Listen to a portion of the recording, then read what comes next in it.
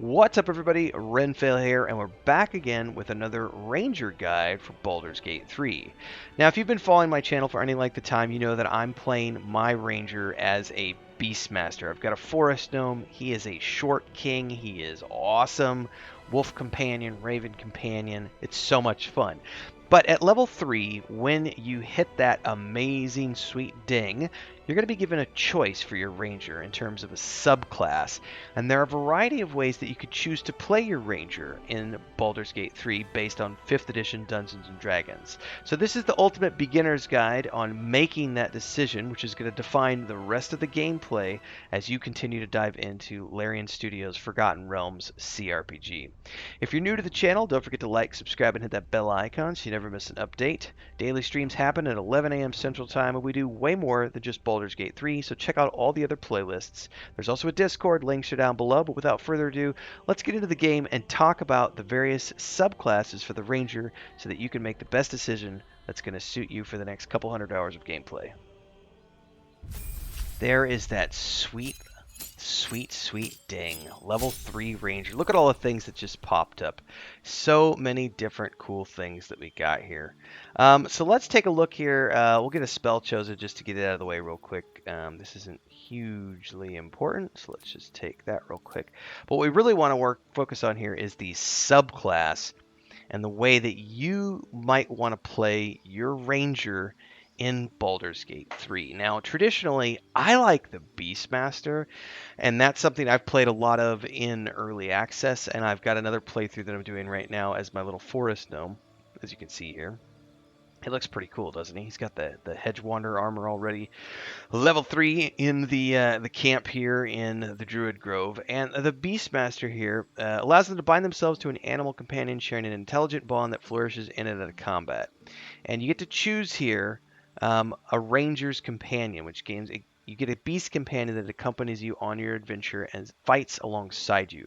Now, you're going to get a variety of pets in the game, but essentially out of the box when you first get going, you're going to have things like, a wolf, a bear, a spider, or a bird. And then if you've got like a raven, but if you've also got your find familiar, which I do with this character, I typically run with like the raven familiar because they can go in and harry and blind the targets, and then I have a wolf companion because I have another tank in the group already, so I don't need the bear. But if I was wanting to be like the tank of the group, you could absolutely be the tank of your group using a bear companion. It's a totally viable way to play.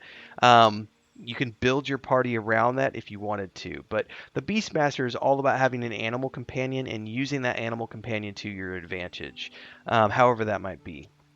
Again, there's a variety of ways to play the Beastmaster depending on, are you the group's DPS, are you the group's tank, are you a ranged character or are you a melee character? There's lots of things to consider here, but the Beastmaster is one of the ways that you could choose to go with this option here. But the next one is the Gloomstalker, and I know if you look at, I think, the statistics, the vast majority of people who are playing Rangers really love the Gloomstalker. I'm not particularly a big fan of this build, but let's go through it anyway because for some people it's really fun. So it says, emerging like a horrible gift from the envelope of darkness and shadow, you ambush and put down your foes before they can even scream. And you get Dread Ambusher, which gives you a +3 bonus to initiative. And on the first turn of combat, your movement speed increases by 3 meters, and you get to make an attack that deals an additional 1d8 of damage. So you're coming out of the bushes swinging, man, just like, bomb! Then on top of that, you get Superior Dark Vision, which allows you to see up to 24 meters. You also get the Dread Ambusher Hide ability, and this allows you to hide from enemies by succeeding a stealth check. Of course, attacking or casting is going to reveal your location, which is a lot of fun. If you can use it. Umbral Shroud, which allows you to wrap yourself in shadows to become invisible if you are obscured. And this ends early if you're attacked, or if you cast another spell, take an action, or take damage. This is a lot of fun because it's like just another form of invisibility. And one of the things you'll notice in Baldur's Gate 3 is that getting around unseen, sneaking around is somewhat easy because of the fact that you can see the line of sight for mobs. But a lot of times you're going to find yourself needing to use some sort of invisibility spell to get around. You can either have like Gale or somebody in your party casting it for you, or you can be using potions or the like. But this gives you the extra ability to be able to do that as long as you're already in the darkness. And of course, you get Disguise Self, which allows you to magically change all aspects of your appearance. So this is essentially the stealth assassin version of the ranger, and it kind of blends the assassin that used to only be dedicated to the rogue subclass and adds it to the ranger subclass as well. Again, not my preferred way to play the character, but other people enjoy it, so it's good to know that it's there. And then hunter's sort of like another classic ranger build. It doesn't rely on pets. You seek the most dangerous prey in Faerun, from ancient dragons to massive hordes of undead, and excel at slaying them all.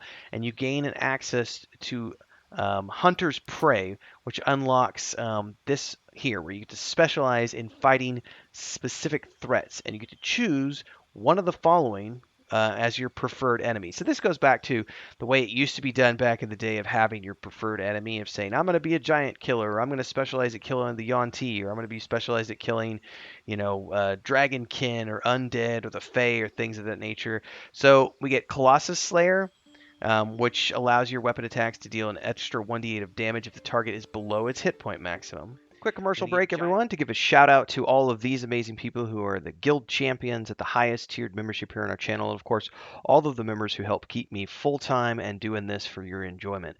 If you would also like to become a member, you get access to tons of special stuff like live stream, member only chat, private videos for our members several times a week. It's really simple. Just pick your tier, go from there. You can also do super chats or super thanks on any stream, YouTube short, or video that you see. Don't forget the Discord. Links are down below. Let's get back to the video. And then you get Giant Killer, which means if a large or bigger creature attacks you, you get to use your reaction to make a melee attack. But you also have to be able to see the creature, and it has to be within 1.5 meters of you. And then Horde Breaker, which allows you to target two creatures that are close to each other, attacking them in quick succession. So again, this largely depends on your playstyle and also positioning. So one of the reasons that this is a valid way to play, but I don't personally care for the Hunter's version too much because there are so many prerequisites to it. Because, okay, you can get two creatures, but they have to be close to each other. Well, Giant Killer's cool, but you have to be able to see it, and you have to be within 1.5 meters of it. And I don't like to play melee rangers. I am a DPS ranger, a bow ranger primarily. This one's kind of fun, though, Colossus Slayer. That's not a bad one. But again, it's just the options for you, depending on which one of the subclasses that you want to go. My vote, of course, is for Beastmaster, but other people have different ways of playing. So, you get to choose. It's up to you.